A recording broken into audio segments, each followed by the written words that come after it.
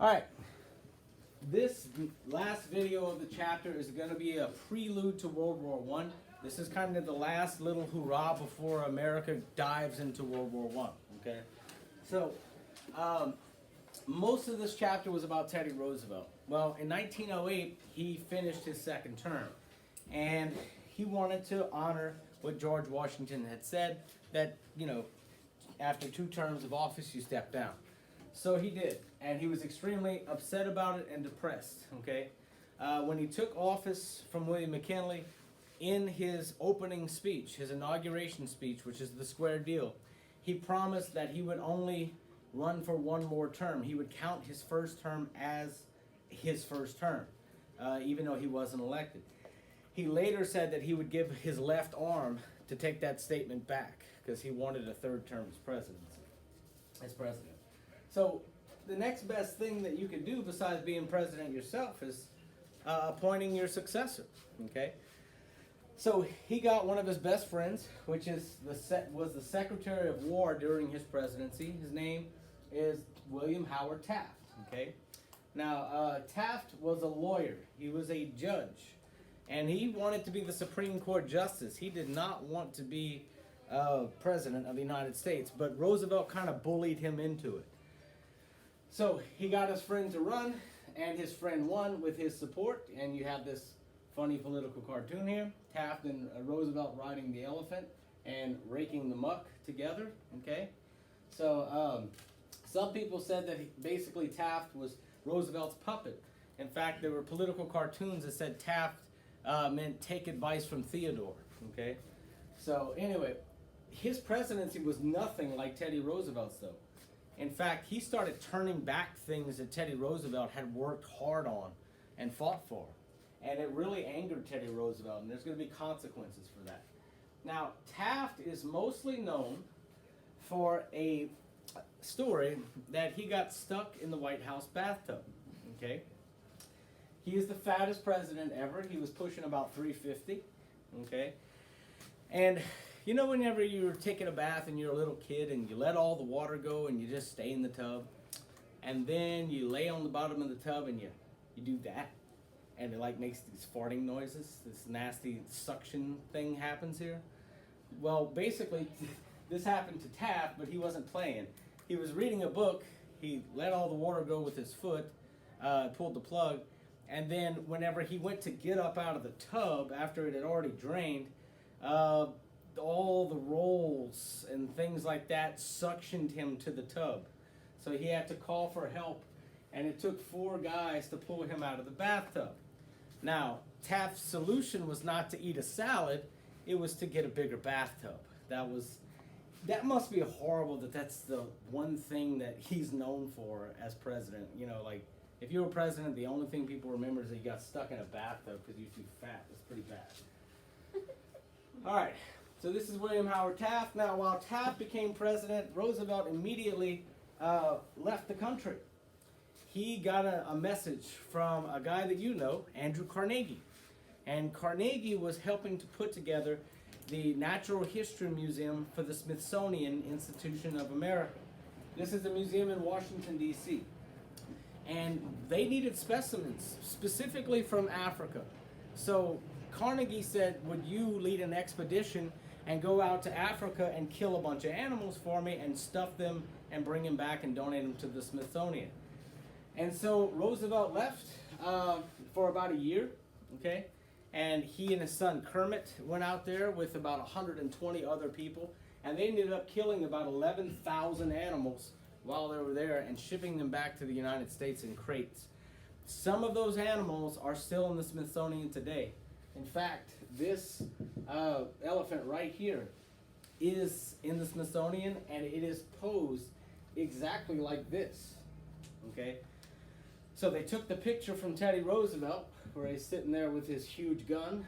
He was trying out new rifles as well for the U.S. military.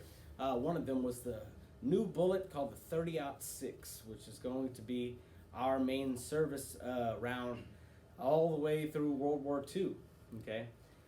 Until it gets replaced eventually by the M16, which is the 5.56 round or 223.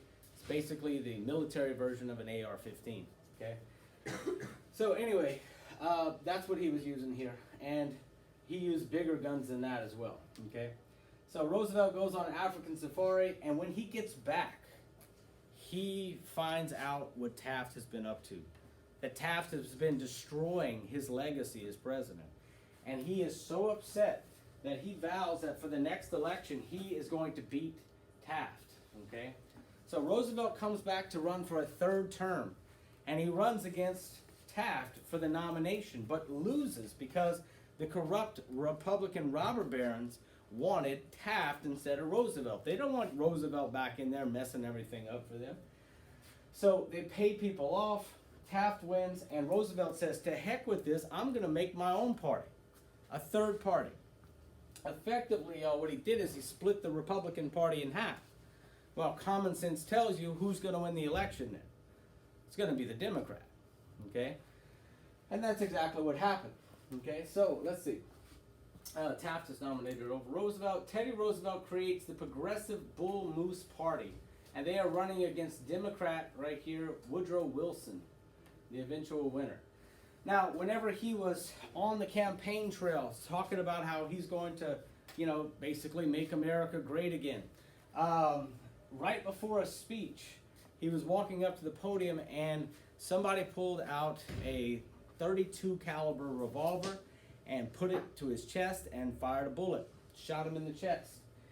And Roosevelt, they arrested the guy and everything. He got charged.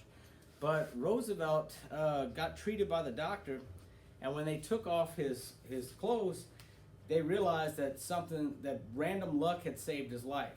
Okay, basically he had a 50-page speech that was folded 4 times, that was in his pocket, and behind that was his steel eyeglass case. So the bullet goes through all those pages and the steel eyeglass case, and it gets lodged in his chest muscle. And according to Roosevelt, I don't know how true this is, but he said the doctor said the only reason he survived is because he had never seen a man with such developed pectoral muscles. I don't know about that, okay? But that was Roosevelt's story, okay? So anyway, after he got treated, by the way, they didn't take the bullet out. The bullet stayed next to his heart until he died at the age of 61 a few years later. So after he got treated, he got patched up, he went on stage, and he gave a 90-minute speech while he was bleeding from the chest, okay? So he's out there and giving the speech, and he's late, okay? He's late for this stuff. And whenever he gets on stage, he says, "You have to forgive me, I was late, I have just been shot."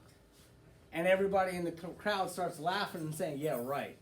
And so Roosevelt ripped open his shirt and ripped the bandage off and showed them the bleeding wound, and then he just slapped it back on and continued his speech.